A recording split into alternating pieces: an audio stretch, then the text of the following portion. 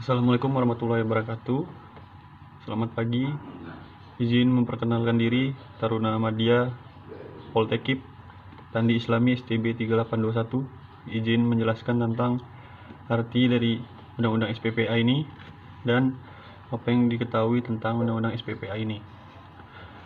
Baiklah, izin menjelaskan. Artinya, Undang-Undang SPPA ini mulai berlaku sejak 31 Juli 2014. Undang-Undang SPPA ini merupakan pengganti dari Undang-Undang Nomor 3 Tahun 1997 tentang Pengadilan Anak, yang bertujuan agar terwujudnya peradilan yang benar-benar menjamin perlindungan kepentingan terbaik terhadap anak yang berhadapan dengan hukum.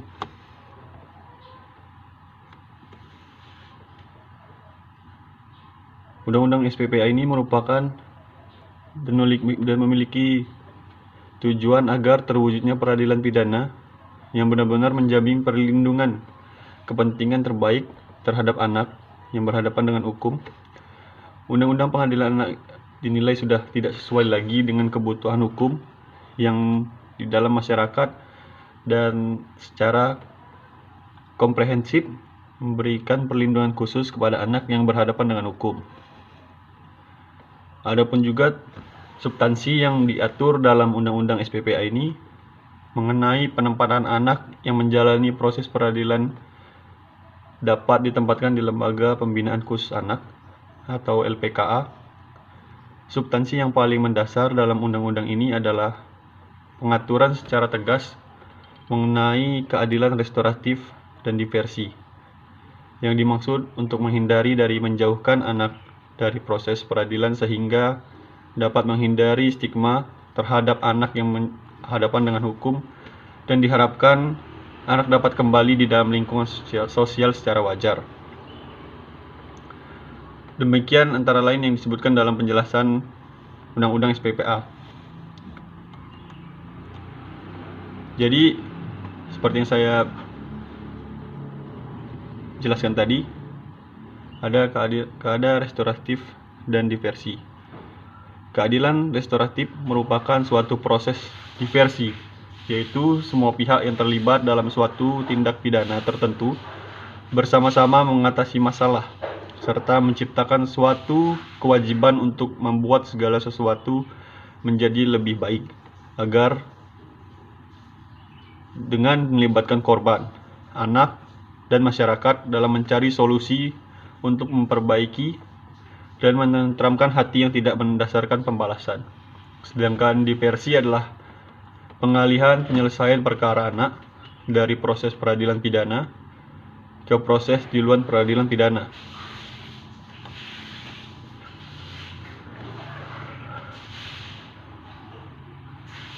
Jadi, definisi anak di bawah umur menurut Undang-Undang SPPA mendefinisikan anak di bawah umur sebagai anak yang telah berumur 12 tahun tetapi belum berusia 18 tahun, dan membedakan anak yang terlibat dalam suatu tindak pidana dalam 3 kategori. Kategori pertama, anak menjadi pelaku tindak pidana, Pasal 1 Angka 3 Undang-Undang SPPA. Kategori kedua, anak yang menjadi korban tindak pidana atau dalam kurung anak korban, Pasal 1 Angka 4 Undang-Undang SPPA. Dan anak yang menjadi saksi tindak pidana, anak saksi, Pasal 1 Angka 5 UU SPPA. Sebelumnya, Undang-Undang Pengadilan Anak tidak membedakan kategori anak korban dan anak saksi. Konsekuensinya, anak korban dan anak saksi tidak mendapatkan perlindungan hukum. Hal ini mengakibatkan banyaknya tindak pidana yang tidak terselesaikan atau bahkan tidak dilaporkan karena anak cenderung ketakutan menghadapi sistem peradilan pidana. Menurut Undang-Undang SPPA tentang penjatuhan sanksi, menurut Undang-Undang SPPA, seseorang pelaku tindak pidana anak dapat dikenakan 2 jenis sanksi, yaitu tindak pidana bagi pelaku tindak pidana yang berumur di bawah 14 tahun, Pasal 69 Ayat 2 Undang-Undang SPPA, dan pidana bagi pelaku tindak pidana yang berumur 15 tahun ke atas.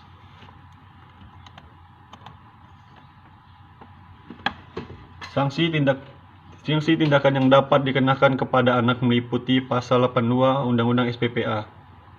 Pengembalian kepada orang tua, menyerahkan kepada seseorang, perawatan di rumah sakit jiwa, perawatan di LPKS, mengikuti pendidikan formal dan pelatihan yang disediakan, pencabutan surat izin mengemudi, perbaikan akibat tindak pidana. Sedangkan sanksi pidananya, sanksi pidana yang dapat dikenakan kepada pelaku tindak pidana anak terbagi atas pidana pokok dan pidana tambahan. Pasal 71 Undang-Undang SPPA. Pidana pokok terdiri atas pidana peringatan, pidana dengan syarat yang terdiri atas pembinaan di luar lembaga, pelayanan masyarakat atau pengawasan, pelatihan kerja, pembinaan dalam lembaga, dan yang terakhir penjara. Pidana tambahan terdiri dari perampasan keuntungan yang diperoleh dari tindak pidana yang dilakukan atau pemenuhan kewajiban adat. Selain itu, Undang-Undang SPPA juga mengatur dalam hal anak berumur 12 tahun melakukan atau diduga melakukan tindak pidana. Penyidik, pembimbingan kemasyarakatan, dan pekerja sosial profesional mengambil keputusan untuk lihat Pasal 21 Undang-Undang SPPA. Yang pertama, menyerahkan kembali kepada orang tua, dan yang kedua, mengikutsertakannya dalam program pendidikan, pembinaan, dan pembimbingan di instansi pemerintah atau LPKS, di instansi yang menangani bidang kesejahteraan sosial, baik di tingkat pusat, daerah, dan yang paling lama selama 6 bulan. Adapun hak-hak anak yang diatur dalam Undang-Undang SPPA antara lain diperlakukan secara manusiawi dengan memperhatikan kebutuhan sesuai dengan umurnya, dipisahkan dan dari orang dewasa, memperoleh bantuan hukum dan bantuan secara efektif, melakukan kegiatan rekreasional, bebas dari penyiksaan, tidak dijatuhi pidana mati atau pidana seumur hidup, tidak ditangkap, ditahan, dan dipenjara kecuali sebagai upaya terakhir dan dalam waktu yang paling singkat. Memperoleh keadilan di muka pengadilan anak yang objektif, tidak memihak, dan dalam sidang yang tertutup untuk umum. Tidak dipublikasi identitasnya, diperoleh pendampingan orang tua atau wali, atau orang yang dipercaya oleh anak. Memperoleh advokasi sosial, memperoleh kehidupan pribadi, memperoleh aksesibilitas terutama bagi anak cacat, memperoleh pendidikan, memperoleh pelayanan kesehatan, dan memperoleh hak lain sesuai dengan ketentuan peraturan perundang-undangan. Pada pasal 4 Undang-Undang SPPA menyatakan bahwa anak yang sedang menjalani masa pidana berhak atas remisi atau pengurangan masa pidana, asimilasi, cuti mengunjungi keluarga, pembebasan bersyarat, cuti menjelang bebas, cuti bersyarat, dan hak-hak lain sesuai dengan peraturan perundang-undangan.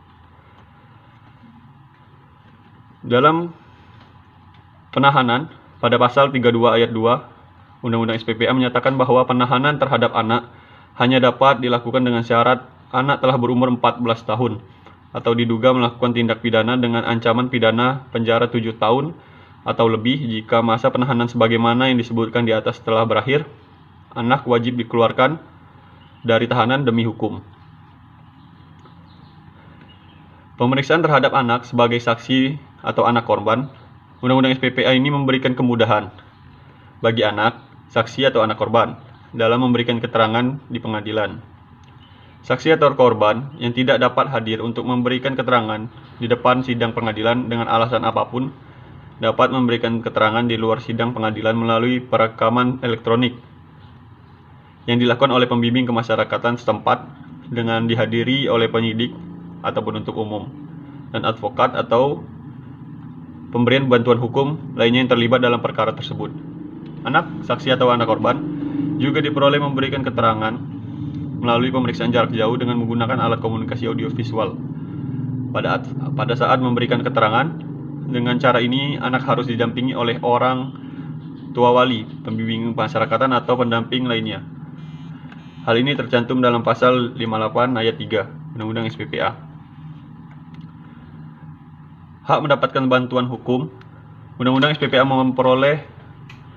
memperbolehkan anak yang terlibat dalam tindak pidana untuk mendapatkan bantuan hukum tanpa mempersalahkan jenis tindak pidana yang telah dilakukan. Anak berhak mendapatkan bantuan hukum di setiap tahapan pemeriksaan, baik dalam tahap penyidikan, penyelidikan, penuntutan maupun tahap pemeriksaan pengadilan. Anak saksi, anak korban wajib mendampingi oleh orang tua atau wali atau orang yang dipercaya oleh anak tersebut atau pekerja sosial dalam setiap tahapan pemeriksaan. Akan tetapi, jika orang tua anak tersebut adalah pelaku tindak pidana, maka orang tua atau walinya tidak wajib mendampingi.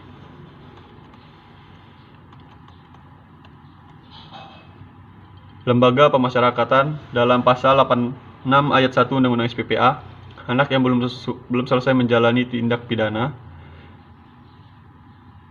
di Lembaga Pemasyarakatan Khusus Anak dan telah mencapai umur 18 tahun, dipindahkan ke Lembaga Pemasyarakatan Pemuda. Pengaturan tersebut tidak ada dalam pasal 61 Undang-Undang Pengadilan Anak. Walaupun demikian, Undang-Undang SPPA dan Undang-Undang Pengadilan Anak sama-sama mengatur bahwa penempatan anak di lembaga pemasyarakatan dilakukan dengan menyediakan blok tertentu bagi mereka yang telah mencapai umur 18 tahun sampai 21 tahun, dan penjelasan tersebut dijelaskan di pasal 61 ayat 2 UU Pengadilan Anak.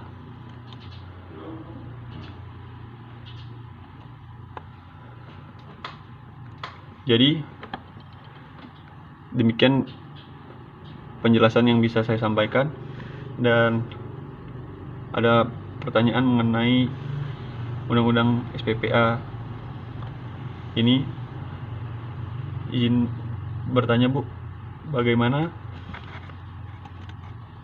Indonesia dapat menyelesaikan suatu permasalahan hukum atau tindak pidana dengan diversi?